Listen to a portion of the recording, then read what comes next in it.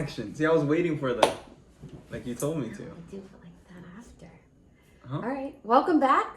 Drinks on Danberry. Again? We don't have water this week, guys. Yeah, absolutely not. I'm feeling good. Feeling good? Rejuvenated, refreshed. Feeling good after your little birthday extravaganza? That massage bed at the gym, it did it. That's what did it for you? It warms you up and it gives you a massage. It Right wakes after you a up. workout. Yeah, it heats up. Oh, I just know the pressure. I'm like high 10. No, yeah, it heats up too. Oh, very nice. Right after a massage, that was great. All right. Fantastic. Well, Did you just use the camera to I did. check your hair? Absolutely. I did. Did you notice that you used the camera? Yeah. Oh, okay. Thought it was a habit. No, Yeah, welcome back. Sorry Welcome we missed back. a week. we were a little busy with Life happens. little birthday, little life Anniversary, anniversary. right? Yeah. Oh, I'm just on you. This is my husband, Jose. Just celebrated our anniversary last week. Week and a half. Week and a half. Yeah. My birthday was last week. Right. There we go. Yeah. You got it. But we do have an update. So I know we missed a week, but last time we were talking, we were going to a few open houses, looking for multi-unit properties. We found We didn't go to a single open house. the last time we chatted with them. We didn't go to an open house. We went to a showing. Oh yeah, showing open house. That's what I meant. Oh, okay. So Showing. you were Yeah, I one and was the same. just one Sorry. and the same. I was like, what are you talking about? These are our notes, by the way, from previous. So we went to a few showings. There you go. I can And see you. so, anyways, we get through. Let me get through it. And we found a nice multi-unit property, put an offer in, and tell us what happened. The offer got accepted. Woo! Oh yeah. You don't have to tell me that you're gonna do these things. No. Because then if I don't show excitement, it's just like you never show excitement. Nope. Was that you like setting it up for me? Yep. Oh, okay. Yeah, no. So, our realtor had told us through the grapevine was this property was gonna get listed. Mm-hmm. So, we were still doing everything else, but we were keeping an eye for when this one came up. And the minute it came up. I think we saw it 3 days after it listed. And we put an offer right after, and they were gonna wait for some showings, but it was a decent offer. We snuck in. We just Snuck slid in. up in there. Swooped Right. it. It was a decent offer, and there was things that the landlord really wanted us to, not us specifically, but the buyer to work with. And one of the things was not increase the rents on the tenants. And luckily the price was right, and the rents can stay. Yeah. And all the tenants can stay, And all the tenants can stay. which is a win-win scenario. And it's a really nice place. So in reality, everybody wins, right? Yeah. So realtors win, we win, seller wins, tenants win. It's an all around. Exciting That's- times That's about as good as a setup as it can get. as it can get, right? Because usually somebody gets caught in the crossfire. Rents have to go up. Seller has to wait some time for a decent price. Tenants have to show their property to multiple. Right, which is an inconvenience, right? As a Absolutely. tenant, can you imagine having to not really getting much say in when people come into your house and Just walking around. Just literally, walking like, around. just looking at everything, and you turning can't lights control on. it, right? Turning lights on and going. Obviously, we don't go through personal belongings, but like just people in your house, right? Like Yeah. that's hard. So usually, either the tenants get their rents increased, the seller has to wait, the buyer has to offer more. Something always goes wrong. So this was pretty good. Smooth Snuck it in there sailing. before August 15th when the real estate world's gonna get a little shaken A up, little but sticky. that's a sticky. different conversation. Conversation there. Yeah, so we're 20 days 20 days. from closing, Super exciting. right? And that's Everything for the most part, we're waiting for appraisal. yeah, I think we're done. I think Yeah. we requested the appraisal got requested. Mm-hmm. Inspection doesn't need to get done, Mm-hmm. so I think we're waiting on appraisal. Yeah. To make sure it appraises for what it was listed. Knock on wood. But that's it. Yeah. Lender wise, we're almost ready. Our actually final approval is due this Friday. Mm-hmm. So like we can't really, I don't think there's much left on our half, No. on our part. So We spent like right after the offer was accepted, anything our lender needed. We crunched it in between work and getting it to her. And everything looks good so far. Again, Yes. just gonna keep knocking on wood here. It's not our first rodeo, so Yeah. you know that's important, right? If you're trying to get the process done, because I remember it was 25 days from the offer getting accepted to closing, and I remember texting her and asking, "Is that possible?" And she said, "Absolutely," but obviously it comes with expediting documents and everybody Deadlines. communicating. You know, realtor talking to lender, lender talking to buyer, buyer talking to realtor. Everybody just needs to be on the same page. I think we're there. Hey. So 3 more episodes and we'll be 4 properties in. It's gonna be So fun. exciting. It is exciting. Yeah. Ugh. Feels good. Feels good. I feel like it's gonna get better if you just feel better and better, closer to closing. That was a tough one there. Yeah, that's a doozy. And then the first episode after the fact is gonna be like, yeah, we did it. Now what? Right. Right? And then we'll find something else to talk about. Yeah. But we'll keep obviously the real estate and lending conversations going. Mm-hmm. So there's not many other parts to this video except one conversation, and I just assumed it's gonna take up the rest of the video. Talk to me. It's a conversation I feel like most people want to know. And it's a conversation that I have often on a day-to-day basis. And it varies who I'm having it with. So is it subjective? Aren't all our conversations subjective? I suppose. Couple finance, right? Should couples have joint accounts? What should they look like? Should they only have joint accounts? Should they have their separate accounts? Should they have any joint accounts at all whatsoever? This is such a vast conversation. We could probably do 10 episodes just based on should couples' finances be combined, joint, kept separate, etc. A mix of both. Right. So I'll give a little backstory and then I'll let you talk about how you feel and then I'll talk about how I feel. Okay. There's no kept secrets here, right? I know exactly how much she makes. She knows exactly how much I make. All our money, we'll show you how we do it. All our money goes into the same accounts, right?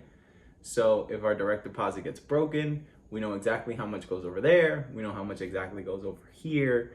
And if we have a savings account is joint. We know exactly how much is going into the savings account. Every dollar, every penny we make is in an account where the other person can see it, right? It's not, I don't think it's a check and balance system. I think it's more, it speeds up the communication process.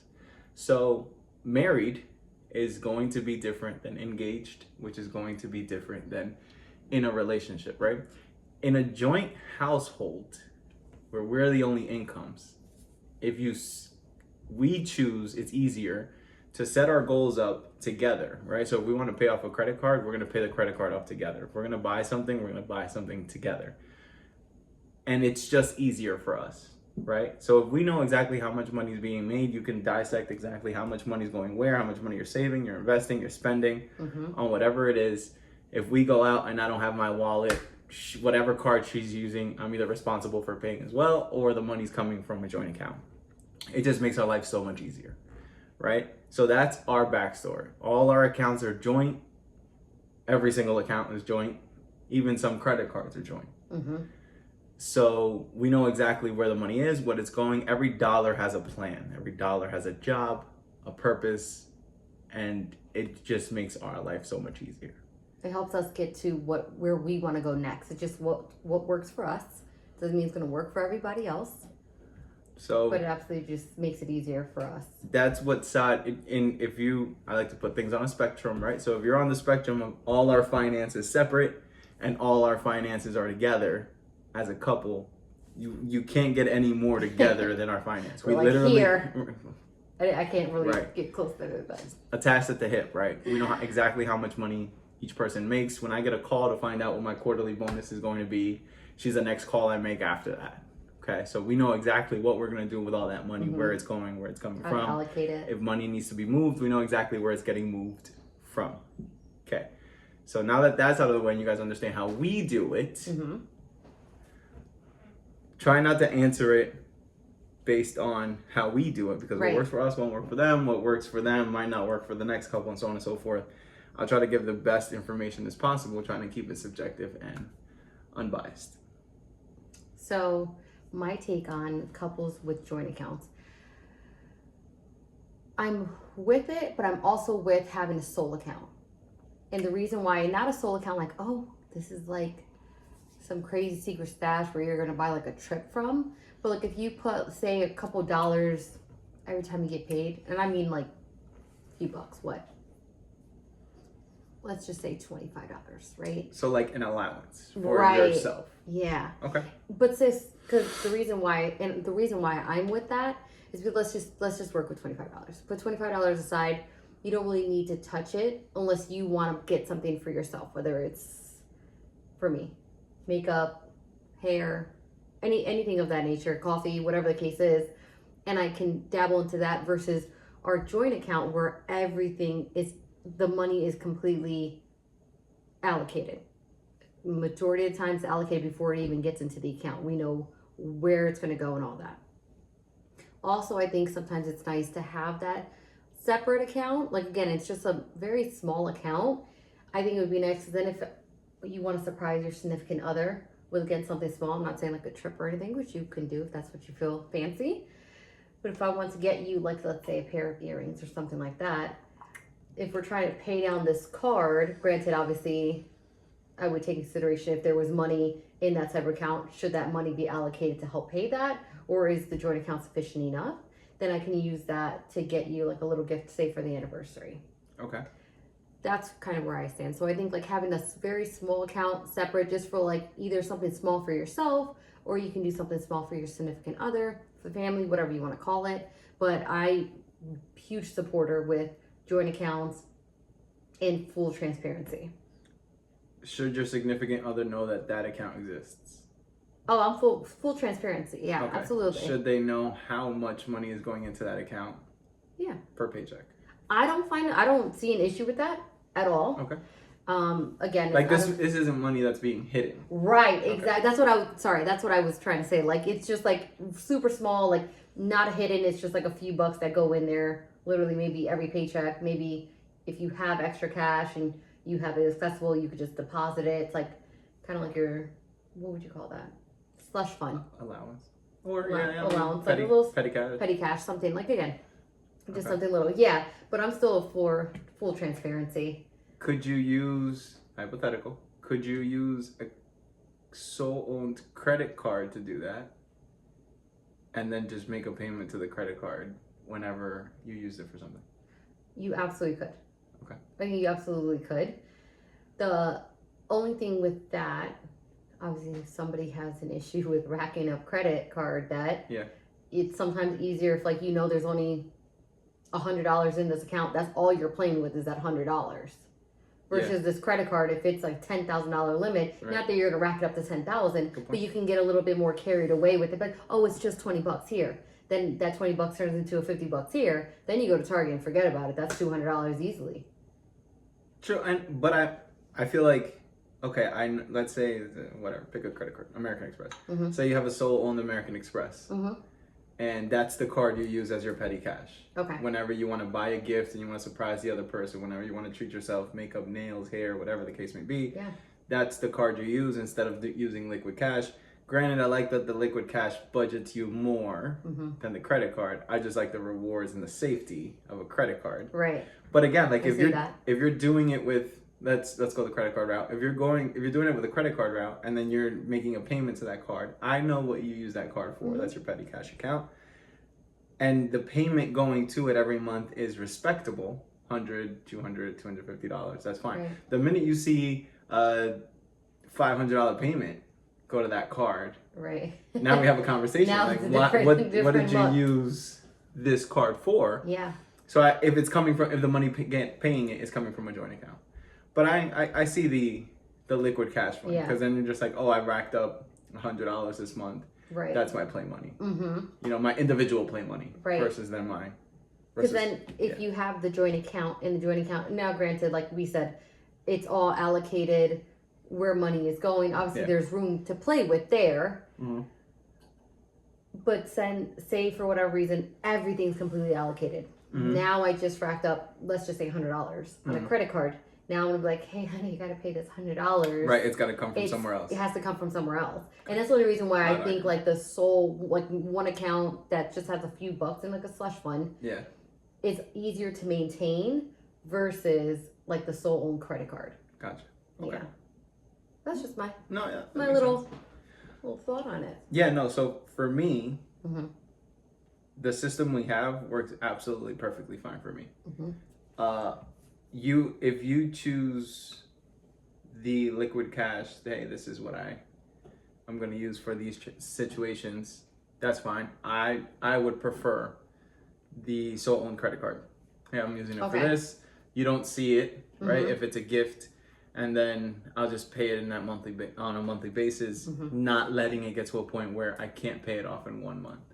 Discipline, obviously, self-control, come into the conversation there. As far as couples having joint finances, if the goals of the house, of the unit, of the team, of the entity, of the partnership, of the arrangement, if the goals are one and the same, right? You know, so like for us, if we want to pay down debt, it doesn't matter if it's your card with a higher balance, my card with a higher balance, whatever order we're paying it off in, we agreed this is the order we're going to pay it off in. It's not I make this much, I'm going to pay this card off first, you're going to pay that card off first. We just come together for the bills we have to split. And then you split everything, right? You have to split the electric bill, the water bill, the mortgage, sewer, trash, like groceries, cable, phone, groceries.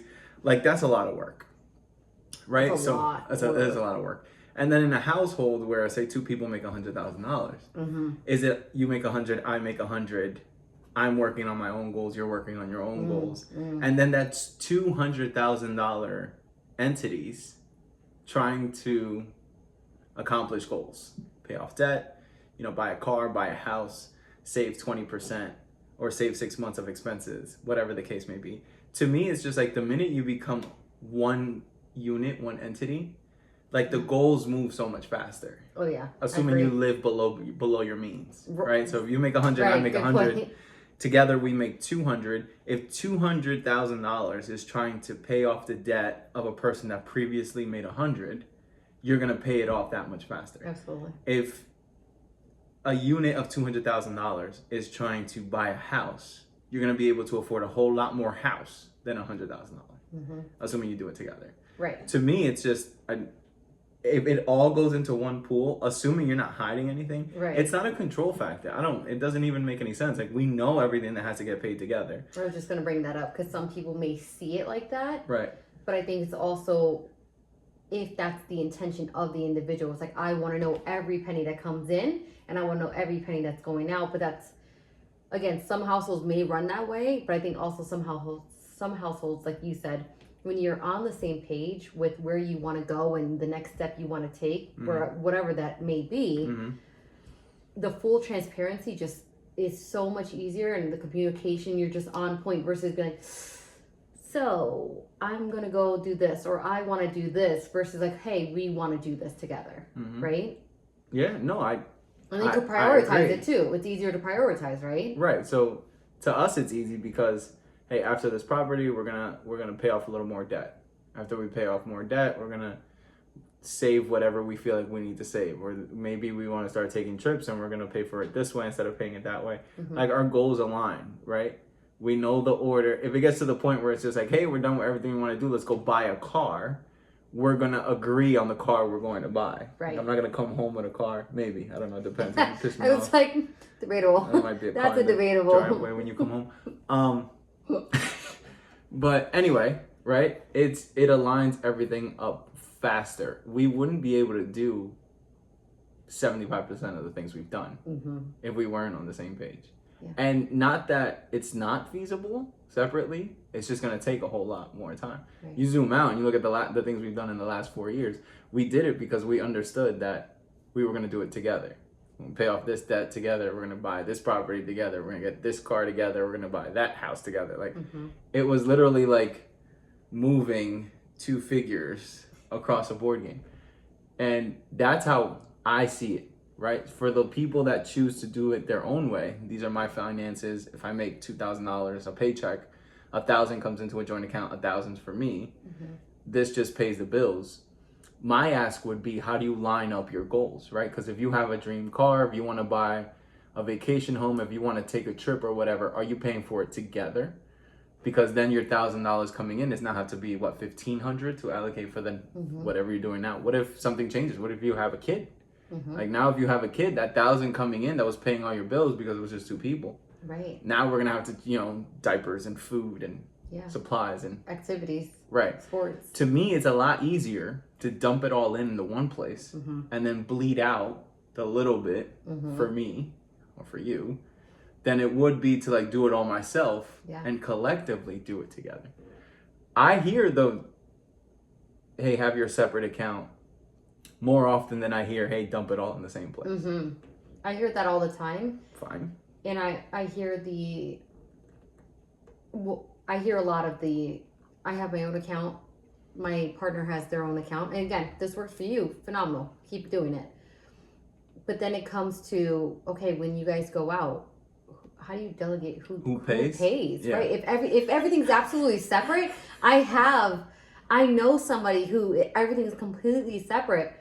And when I asked, it was just kind of like, we just figure it out when we get there. But sometimes the individual I'm talking about will be like, but it gets annoying. Sometimes I have to keep paying because they're like, oh, I can't do it at this time. I'm like, so where's the communication, understanding why you can't? Yeah, you can't. We're going somewhere. Right. But you didn't tell me that I have to pay. Yeah. And again, if you had to pay, that's fine. But maybe next time I'd pay, right? Yeah. Like it would be like a little tag team type. Yeah, but I feel like that it's so weird for a married couple to have do. Yeah, the couple, the individual talking about they're married. Let's go to dinner. You got it though, right? Right. Like, but I need you to and I guess you can have that level of comfort where it's just like, oh, like I feel like going out to a steakhouse, but like you got it this time, and you not know like why I'm asking you to cover, right. Like. Married and not knowing how much the other individual makes is blasphemy. Like that to me is just doesn't even make any sense, right? So that's the part that gets me. It's like I also think it doesn't help with the communication. Again, some people this works great for. Yeah. And some people this is just what they know because they're very protective of what's theirs, right? And it could be how they grew up or whatever the case is, and that's fine. But then, like I said, the individual I'm talking about, it's a married couple, and it's like, oh, well, this one doesn't have enough, or I'm not going to have enough for X, Y, and Z. Like, say they have a child, and they want to do activities with, obviously, the kid.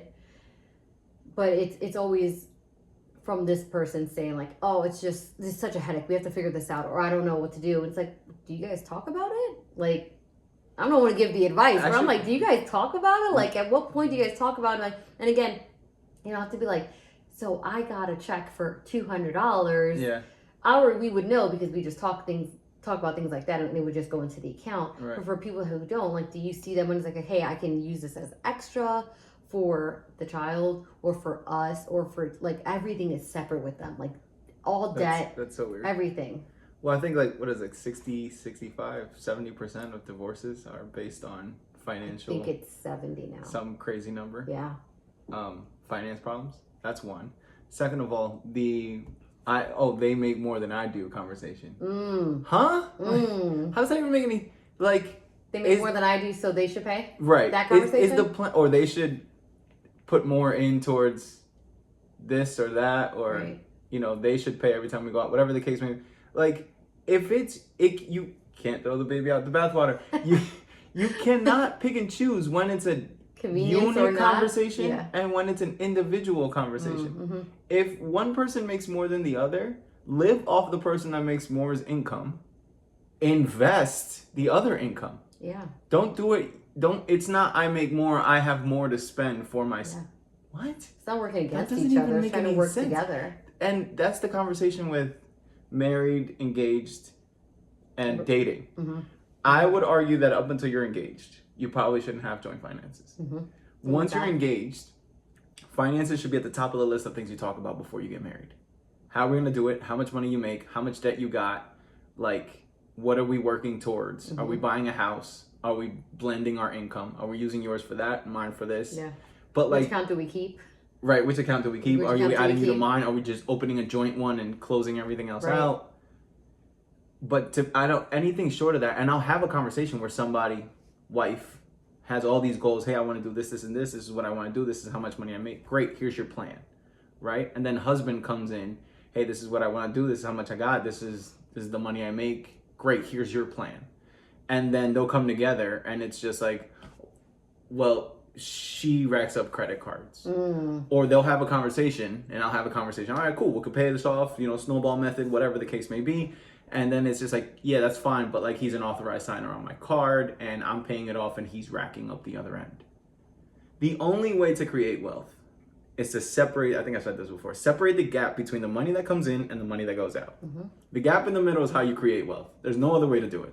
Right? Whatever you choose to do with the money in between, invest, buy a business, buy real estate, whatever the case may be, that's how you're going to get wealthy. That's how you're going to create more money to come in and widen the gap even further. If you're increasing the money that comes in and somebody's next to you leeching off the money that comes in and just closing in the gap on you, where are you going? What are you going to do? What's the plan? So to me, it's just like, right. So it's like, you could be doing it over there, creating a gap. I could be doing it over here, creating a gap. Or could we, as a unit, we could just be widening our gap. Right.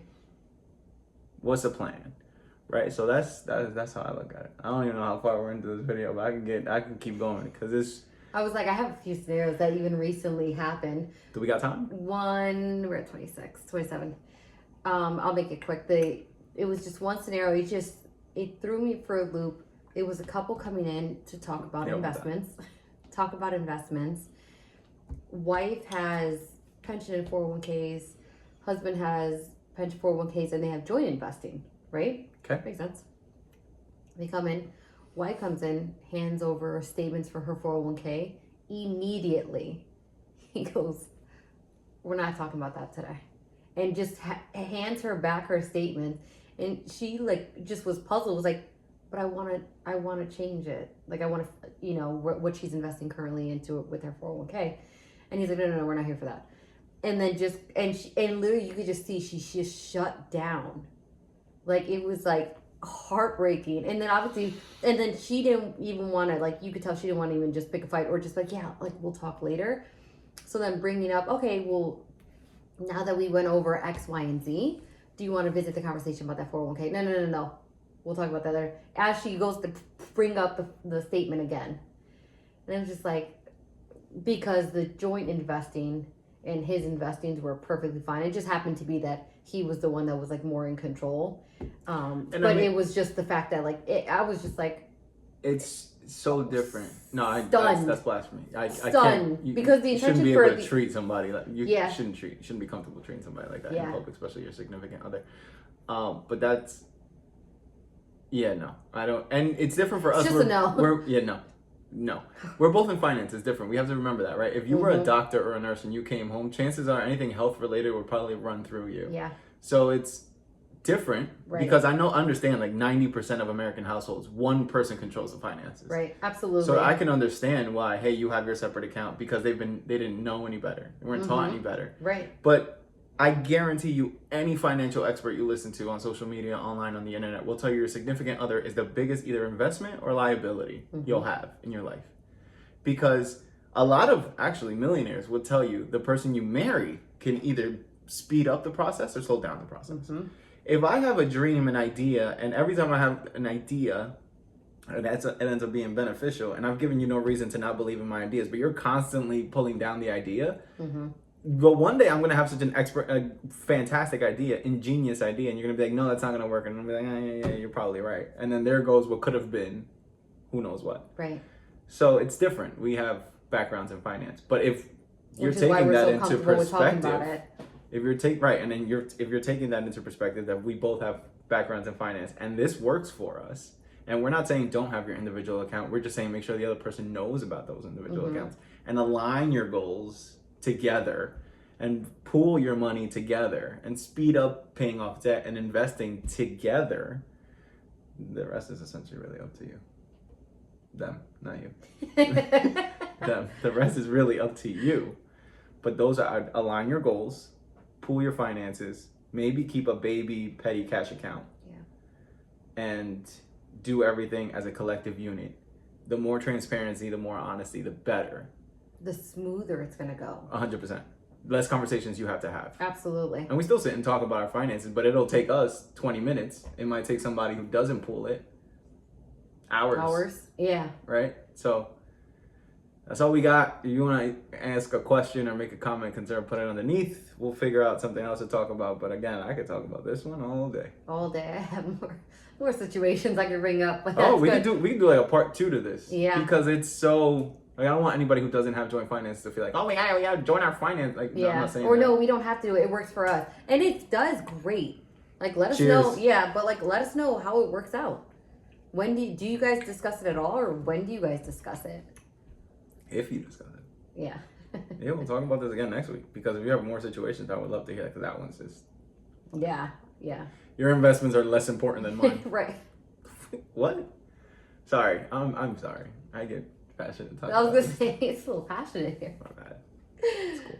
I mean, it worked for us. 4 investment properties, dream cars, dream house. We did it in 4 years. More plans, pay off debt, vacations, you name it. But again, like, subjective.